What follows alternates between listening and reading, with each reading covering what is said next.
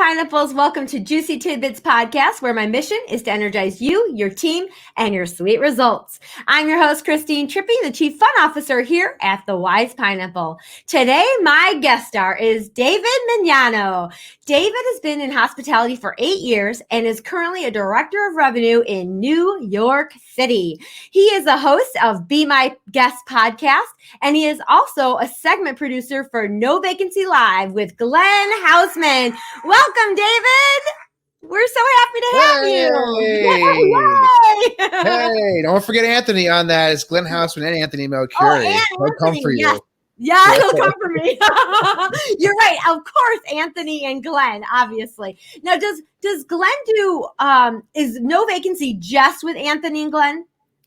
So No Vacancy Live is Anthony and Glenn's show. It actually spawned off from Checking In with Anthony and Glenn, which was their podcast prior to COVID. That's right. No Vacancy Live is hosted by Glenn and Anthony. Yeah, awesome. Well, they're great. I've been on the show, and I love the both of them. Anthony is an endorser of my book, so I just worship him. And I met Anthony and Glenn at my very first keynote. And I showed up, and I found out that Anthony was the opener, and I had to follow freaking Anthony. I was. Did you bring the giant thumb? Did you bring the giant thumbs up with you? Because that would have killed. Yeah, I know. I did not. I didn't have it then. That's so funny. Oh my gosh. So thank you so much for being here to help energize our hardworking hospitality industry. Yeah, really appreciate it. Thank you so much for having us on. I mean, listen, this is something that we, when you're in the industry for 8 years like me, or, more years like yourself, then you have to have that passion for the industry. Yes. Otherwise it'll eat you alive. So I'm glad to be here to talk about it. Right. Yes. And now your whole podcast that you have, Be My Guest, is was developed out of our pandemic, and it was people's stories, right? Tell everybody a little bit about what it motivated you and what's it all about.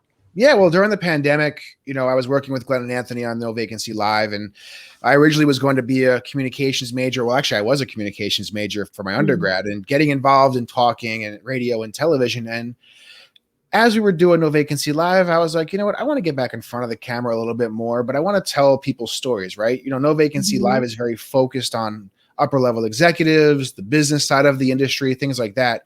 I wanted to hear people's hospitality story. What are they going through during the pandemic? Whether you're unemployed, whether you're employed and overworked, there's so many various levels that you could be in the industry, in general, but certainly during COVID. So I was thinking more of like a Humans of New York, where we just get anybody on. There's no real parameter of who can join us other than be working in the hospitality field in some sort, and just tell your story. Let's hear your story, because it's amazing how many people can be feeling a certain way, feel that they're alone in feeling that way. And in reality, there's hundreds of thousands of other people feeling the same exact way as you, and maybe someone can help somebody by hearing their story. So exactly. And just to hear how people have pivoted. So much creativity and dreams were achieved. And it's just been a remarkable time. As they say, right, a lot of the birth of creation comes from challenges, and COVID certainly gave us a ton of challenge. And like you said, there's been a lot of creative genius that has come out of a lot of different people. So I'm very happy or very thankful, I should say, to be a very small part of that. Yeah, I love it. I love hearing the stories too. So thank you for doing that. That's awesome. And you do it so well. I know you were thinking about it for a long time, and I'm glad the opportunity came that you could actually take up on that. I love it. Now, I heard that you are starting a new adventure too, the Times Square Today podcast. Tell us about it. This is exciting. I'm excited for this. Yeah, I'm loving this one too. So we just started it up. We had our first episode released this month. It's going to be a monthly podcast. Yeah. So June was our first one. So the one that you saw was the first one. It kind of kept it close to the vest to start. We're going to be filming July's episode shortly, but basically I'm going to be sitting down with the Times Square Alliance. So for anybody who's not familiar with the Times Square Alliance, it's basically the organization that runs Times Square. So all the events that take place, all the cleaning up, security, maintenance, they're the people that facilitate all of Times Square or at least a large part of Times Square, I should say. Okay. So I'm going to be sitting down with their president every month, Tom Harris, talking about what's happening in Times Square in the upcoming month. So if it's, December, we'll be talking about the Christmas activities and obviously the New Year's ball drop. New Year's, right?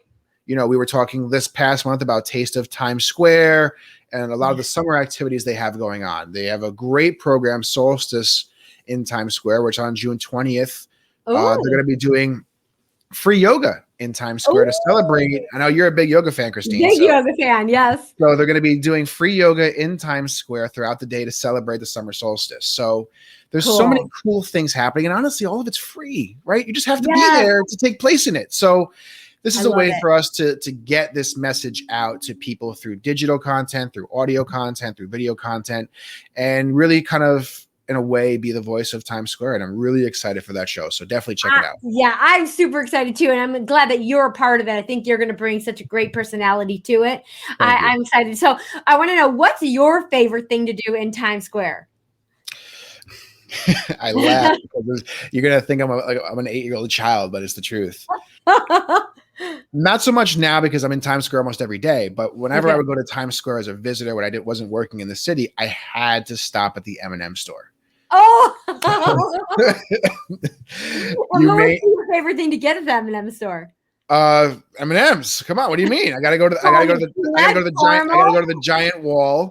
I gotta get a mixed bag of M&Ms. I gotta find the different colors. Gotta get the Yankee one. So for those of you who don't know what the M&M store in Times Square is, it's this 4-floor store dedicated just to M&Ms. So they have M&Ms, slippers, shirts, merchandise, but they also have this 2-story floor wall of M&Ms, and it's all different colors. It's team logos. It's I Love New York, and you can fill it up by the bag, and then you can go to get a little bit of this color, a little bit of that color, a little bit of this color, and you can fill it all up, and you just pay for it by the pound. And I know you pay for it by the pound because, well, I buy by the pounds. And it's just a place that I find, for whatever reason, I don't even have an answer why. I just find it pretty magical to be in. I would find it magical too. I've been there actually.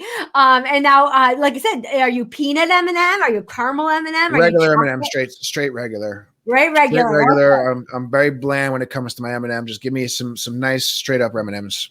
I love it. I kind of think I'm a peanut or peanut butter M&M. Well, Christine, as you say that, at the M&M store, they have an analyzer that you can stand under, and it will tell you what kind of M&M you are. So you need to take another trip out to New York City. You need to visit the M&M store, and you'll know exactly what kind of M&M you are. It's on my bucket list already to get back there and do that. Scientific. Now, I want to know, have you ever been to any of the late night shows in the audience in New York? I have not. I have not. You've got to get that on your list. I've been to 3. Which ones have you been to? I have been to Colbert, his late night show. Okay. I've been to the Colbert Report when he was on Comedy Central, and Conan O'Brien. Cool. Yeah. I'll make a deal with you. Okay. You come out to get analyzed what kind of peanut or what kind of M&M you are, and I'll join you for a taping of a late night show. Okay, I need to see Jimmy Fallon big time. I love Jimmy Fallon. And I have to tell you, when I saw Conan, it just by freak chance, they picked the seat next to mine to be a skit seat. Okay. And Will Ferrell was dressed as a sexy leprechaun, and he came out of the thing, came into the audience and sat next to me. You say it's a coincidence, but I bet you they saw your personality coming right through that door, and they said, there's the one. Well, it's so funny because when they were prepping us, they're like, just be cool. And I'm like, I don't know how to be cool. It was hilarious, but that was just so much fun. Now, do you have that tape somewhere? Do you have that recorded? Do you have that recorded somewhere that we can review? Yes, and as a matter of fact, but when Conan left his NBC show, they took everything off of the YouTube and everything, anything that he had done. But I recently saw that those things were put back up, so I'll have to find it. I'll send it to you if I can find it. Yes, find it. But I also have it on a VHS tape somewhere. Yes, I need to see that. That's a must. Yeah, it's totally a must. Yes, and I did feel up Will Ferrell's leg. Oh, okay. Well, ooh, all the saucy details here at the Wise Pineapple. Yeah, right. This show's coming in hot. Yeah. All right. Well, David, you know that each episode is a quick, juicy tidbit of inspiration to help leaders to be confident, be empowered, or to lead from the heart. Which one are you going to focus on today? Empowerment for me. I love empowering myself, empowering my teams to do the best they can. So it's a part that really hits home for me. Yes, and I know you've got some juicy tidbits that you give at a huddle of how everyone can generate revenue. So I love this. I know everybody out there is going to really dig this. And remember, this is all stuff you can bring back to your huddle today. So take note. All right, I'm going to turn it over to you, my friend. All right. Thanks, Christine. Well, listen, everybody. I mean, I'm in revenue management, as Christine said at the top. I think the first thing, that people need to understand at the hotel level is what revenue management does. Especially from a line level perspective, front desk team. I'm a big believer. I did come from front office operations, that the front desk team is an extension of revenue management, whether it be through upselling, whether it be through extensions, whether it be through prospecting. Of course, that's more of a sales thing, but there's so much revenue generation that can come through the front desk that if you're not capturing it, you are missing out on a lot of money. For example, one of my previous hotels was a bigger box hotel, about 600 rooms, but we were very focused from the front desk team on, wow, now I just blanked out on what I was going to say. Verification, sorry. So verifying that someone booking a discounted room, somebody booking a corporate rate was actually part of that corporate rate, government rate. And we would make tens of thousands of dollars a month on people that were not supposed to be getting discounted rates that we actually ended up charging more for. And we're talking about over the course of a year, sometimes hundreds of thousands of dollars, all from a simple question that the front desk was empowered to ask, because the management team, the leadership team had our backs, I should say. And then, of course, at a huddle, I'm going to come in there and talk to the front desk team about what upgrade potential we have. Hey, here we have this many rooms available for upgrade. You know what? We're going to offer it to guests at, say, $15 versus the typical $30 because we're a little bit slower. We need to get some people upgraded. I want to talk to people about potential extension opportunities. Hey, this person is staying here Thursday through Sunday or through Saturday. Hey, let's offer them this to stay through Sunday. Maybe it's a discounted rate. Maybe it's some kind of other offer that you can get them to stay through that Sunday shoulder night. So there's a lot of opportunities at the front desk or at for the team to be able to drive top line revenue that is not just typical revenue management, typical segmentation. There are so many opportunities. And as a revenue leader, you need to be the person that's bringing this to them, right? They may not know, they may not feel they can do this. They may not understand how to do this. And when I say leader and I say revenue leader, it's not just revenue managers, right? It could be GMs, could be AGMs, could be director of operations, because a lot of hotels don't have revenue management on property, right? Many of my colleagues, many of my peers sit off property, either in a centralized location or they have several properties and they're working off of one specific property, right? So it's really important that not only does the front office team and the line level team understand what revenue does, but also your general manager, also your AGM, anybody else that you have an opportunity to speak towards revenue generation needs to be doing that. So if you have any questions, reach out to someone like myself, reach out to your revenue manager, ask them, hey, what can we do to help empower our front desk, help empower other members of our team to generate revenue? Because there's so much money being left on the table if you're not asking the simple questions at check-in. And then as that develops, as that question starts to be understood, then you can kind of start to tell the front desk or train the front desk how to understand needs before they even are asked for, right? So if you see a family of 4 come in and you see that they're staying in a regular kind of 2-bedroom, but they're on a vacation, hey, there's an upsell potential to an upgraded suite, to an area. Christine, you know this better than probably anybody out there, right? There's so much potential when you can just see what they want before they want it, to then make that experience that much better. You talk about it all the time. Mm-hmm. I love another tip is when you're trying to upgrade, if you're working with an iPad and you can say, hey, we happen to have 2 upgrades available today that would be X dollars, and you can actually show them, scroll through what's up there. And then I'm like, whoa, sign me up for that. That's a great way to enhance that revenue. Also, when you're giving a complimentary upgrade, here's the thing. Once people taste the good life, they never want to go back. Yep. So when I would upgrade someone, I know that in the future, they're probably going to buy it again. So it only behooves you. In my hotels, I would say every single night, every suite should be sold. Because if we didn't sell it, I want to upgrade somebody, get them the taste of the good life. Right. And, and then with that said, right, late checkout, that's a great revenue generator. How often are teams either not offering late checkout because they don't think they can, or they're just giving it till 4:00 for free, right? I mean, how many people will pay a little extra money just to stay a few extra hours because their flight's later, or they want to experience whatever city they're in a little bit longer? I mean, whether you're charging half-day rates, whether you're charging by the hour, that all adds up. That's all easy top line money that's free. You're not paying commission on it. You're not having to acquire a customer. You are just asking a simple question. You are just presenting a simple offer that is giving you essentially free money. You're not having any labor costs on top of that. Assuming that your housekeeping team doesn't have to stay later, of course, you wouldn't be doing that in that situation. But it's just so easy to make top line money at the front desk. You have to be doing it. You have to do it. Yes. And so often as a salesperson, as an independent contractor, myself even, we often self-reject ourselves. No, I'm not going to ask this guest because I'm prejudging them, maybe by what they look like, or maybe just I'm intimidated to ask.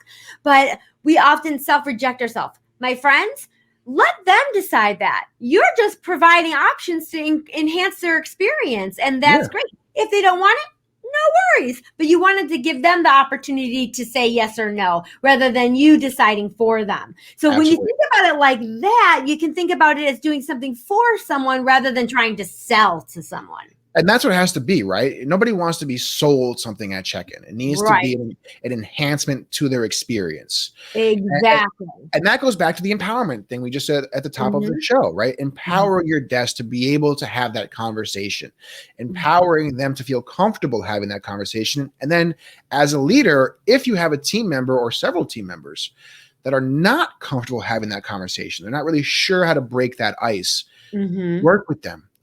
Give them the time of day, train them, explain to them why it's important, why it matters, and how it helps them directly.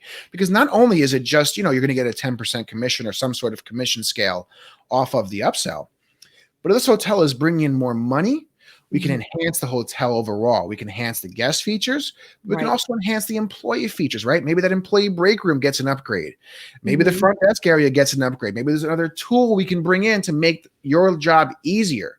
So it's all connected. And if it's put in that mindset that it's not just I'm making another dollar for somebody I've never met, but it actually is benefiting me personally, because it really is. Right. So that's what's in it for me. Yeah. So that's where it goes from, okay, hey, do you guys want to upgrade for $20 to, hey guys, I see you're here with your family, beautiful family on vacation. I have a really great offer for you. And, and send it out that way. That's exactly. And ultimately, even beyond the WIFM, what's in it for me and the hotel and all that is we're all service providers and we want everyone to have an amazing time. Here's something I know that will enhance your visit. So it's like, you're doing it for them, whether that's a paid upgrade or a complimentary upgrade or an excursion or an enhancement. I see that you're here with XYZ. This might be very helpful for you. So all of those ways, if you think about it as a service too, rather than selling or pushing or what I can get out of it, that might help you come around to it. The other thing is, if you're at Huddle and you say, hey, everybody, we're going to role play. What does everybody immediately go? Oh. Exactly. So I try never to use the words role play. I always say, we're going to practice. Okay. So that because it stimulates a different feeling when you say we're going to practice. Okay. Yeah. So definitely the only way to really overcome the fear of doing those upgrades and presenting or propositioning guests for those different things is through practice. We might be able to think of it in our head a million times, but we're not comfortable getting it out. Once you actually go through the motions of saying it over and over, it becomes easier and easier every single time. So that is the huddle, and doing those practice sessions is what's going to get your team there. Yeah, because especially the front desk experience, right? The check-in experience, certainly. It Yes. needs to be very fluid, right? Yeah. So these upgrades should be being offered within the natural, casual part of the conversation. It shouldn't be a segmented check-in experience of, okay, ID and credit card, stop. Here's your details of your reservation, stop.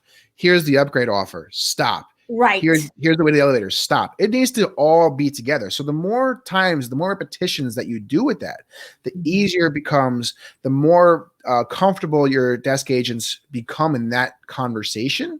It becomes more natural.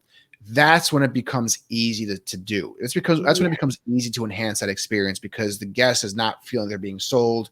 They feel that they're being enhanced. Exactly. And I have, listening to your tips there, I wrote down 3 notes that I wanted to share, because I know for me, I can hear great advice, but I need to, for some reason, I need to be painted a picture in a real example. So I'm going to give you real examples of things I did at my hotels. One of them, when you were talking about late checkout or extending the stay, we used to do extend the stay, extend your vacation. If it was at Key Largo Cove, it was extend the splashtacular vacation, whatever. We'd play up on those different themes.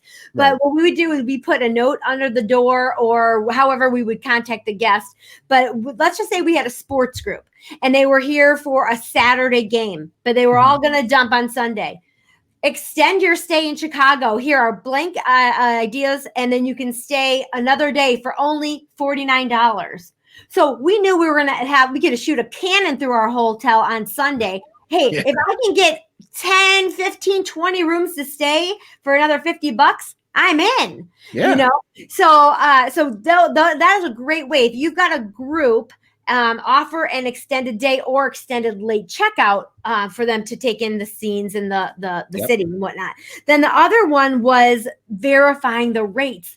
This is massive. When I first started at my Courtyard, nobody verified, and I'm just going to put it out there, it was Abbott. And there were other companies and other programs as well, but nobody ever verified. If it was booked in at that rate, once we started verifying, we probably increased our revenue thousands and thousands of dollars. Yes, thousands and thousands of dollars from verifying rates. It was insane. It was so insane. And then the other thing I'm going to stop you there for 1 second, Christina. I'm sorry. I want to just piggyback off of that from a leadership standpoint. Rate verifications, again, super important. Super, super important. And we just both said how much money you can make for just asking a simple question, just verifying that person is supposed to get the discount they're supposed to get. But as a leader, it is equally, if not more important, that you support your front office team. The reason that the verification process worked so well at the hotel I was speaking about was because we had the support of the general manager. We had the support of the director of operations. We had the support of the director of front office. So unequivocally, you're going to eventually get someone who has a rate verification issue, who wants to get very upset about the fact they're going to be charged more because they're not eligible for this discount. And right down the line, they would ask to speak to my director of front office, director of operations, general manager. And all 3 of them would come out and say the same thing. There's nothing more disheartening for a team member, especially a line level team member, than when they do what is told of them to rate verify, and then a manager overrides that decision. Right. You'll lose them forever. Yes. And being that leader that gives those associates empowerment.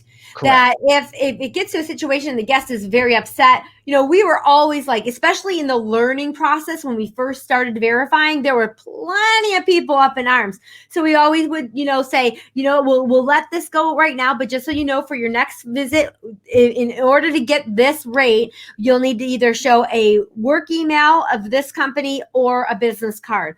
And then we're happy to give you that rate. So I always have those yes answers.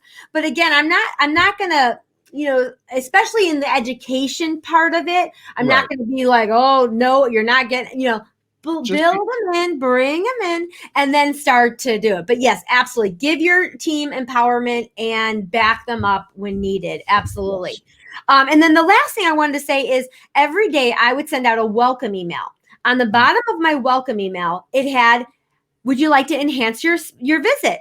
And I would have 5 things every day. And depending on what my guest house content was, like if I had business travelers or leisure travelers or groups or whatnot, I would change those up every single day. One of them was late checkout. And every single day I sold enhancements. And it was people going, wow, I can pay $39 for a late checkout at 4 o'clock. That's awesome. All day. I'll do it all day. Again, if you can just ask and give them the options, so many people are going to be like, this is amazing. Thank you. Yeah. So think about it as service, not sales. Exactly. Love it. And that's exactly what it is. That's awesome. Well, David, I could talk about this all day with you. And you know what? I know we have. I often don't think of myself as that revenue person, but so much, because I always think of myself as a service person. But all these ways I work to get revenue are all, in my mind, service. Yeah. So think about it like that, my friends. If that intimidates you or if that makes you feel icky, think about it as a service. I love it. So, David, I am the Chief Fun Officer here at the headquarters of the Wise Pineapple. Oh, yes, you are. And I have got something new I want to do with you today. I'm the first one? Yes, you're the first one I've ever done this with. This game. I always make room for a little bit of fun. So this is a game. It's called the 5-second rule. And basically, I have my little timer. You get 5 seconds to be able to answer 3 of something. Okay. So are you ready for this challenge? Let's go. Let's give it a shot. Okay. I didn't use any of the cards of the game. I made up my own. Oh, even better. Version. Even better. Yes. Okay, David, I'm going to ask you the question and then I'm going to flip the timer. And you have 5 seconds to tell me 3 things. Okay. Got it. Okay. Ready? Number 1, tell us 3 hotel acronyms. ADR, RevPAR, and so now I went to my revenue thing. Now I'm always thinking about. That is so funny. See, it's harder than you think, isn't it? It's really hard because my mind went to first ADR revenue, but then I'm like, wait, there's so many front office acronyms and housekeeping, and I couldn't pick out one. So I was like, okay, well, VR, VI, VD, right? GSS, intent to recommend, model. Just so many things. I know. So, okay, yes, now you see how it goes. Are you ready for the next one? I don't think I saw. All right, we're going to try it. All right. Name 3 IHG brands. Even, Intercon, and Holiday Inn. Oh, very nice. I gave it, because do you work for IHG now? Mm-hmm. Oh, you do? Oh, see, you made it pretty easy. I thought you were at a Hilton property, so I was. No, but I could do Hilton. I could do Hilton too. True, Hilton, and Hampton. Yeah, great. I could do Marriott. I could do all of them. It's unfortunately I could do all of them. Yeah. Okay. Here's a toughie. All right. Name 3 in-room amenities. Room Christ. I can name 10 of them, but you got to tell you this is hard. I know. Iron, really hard. Ironing board. You have shampoo, lotion, TV. Oh man. All right, here's an easy one. In-room dining. In-room dining. Here's an easy one. It's the last one for you. Places you would love to travel to. 3. California, Europe, and Australia. Did it. Just made it in there. That was awesome. You're such a good sport. I love it so much. That was a lot harder than you think. I know. You think it's easy, but I bought this game during COVID quarantine, and it was harder than you think it is. You get all that pressure. You get so much thrown in your mind. Like, wait, which one am I going to pick? Yeah, I know exactly. Well, it's a great game for Huddle. Bring this to Huddle or create your own. And again, it helps you to think quick on your feet. It's fun, and I can already hear it right now at a Huddle. 5 seconds. What are 3 upgrade opportunities? Exactly. What are 3 elite benefits? What are 3 housekeeping things we do? It would be a great game for Huddle. You're getting so much in this episode. That's why we're going over today. Ooh, overtime. David, tell us where people can connect with you. You're such a great person. I'm so glad I found you on LinkedIn, or I don't even know how it was LinkedIn. Yeah. Probably. Most likely. Yeah. But tell everybody how they can get in contact with you and follow all your good stuff. Yeah, LinkedIn is probably the easiest way. You can just search my name. It's right there at the bottom of my little box there. Yeah. You can find me looking regular, but otherwise you can just connect with the various podcasts, right? So No Vacancy Live with Glenn Hausman and Anthony Melchiorri is a really great hospitality podcast. We have so many great people on. Christine was on, so that's true. Be my guest. Check out the backlog of episodes there, and then of course Times Square Today. So subscribe on all the various podcast channels, because even if you don't plan on coming to Times Square anytime soon, you got to know what's going on about Times Square. We're going to throw in some fun history lessons. And then as you plan your trip to New York, you'll know what's going on. Yes, I love it. Awesome. All right. So, we end every huddle with great energy. So what's our phrase of the day that you picked for us? Well, I am in revenue, right? Money talks. So let's talk about some money. Awesome. All right, everybody, wherever you are, the bathroom, the lobby, your office, the front desk, the housekeeping, wherever you are, I want you to put your hands in. And David, you count us down. All right, on 3. 1, 2, 3. Money talk. Awesome. Thank you so much for being here. This is a great episode, great tips. And I love being connected to you. And I really appreciate your friendship. Thank you. Oh, thank you, Christine. It's been awesome knowing you. Awesome. All right. We'll see you soon in Times Square. Yes.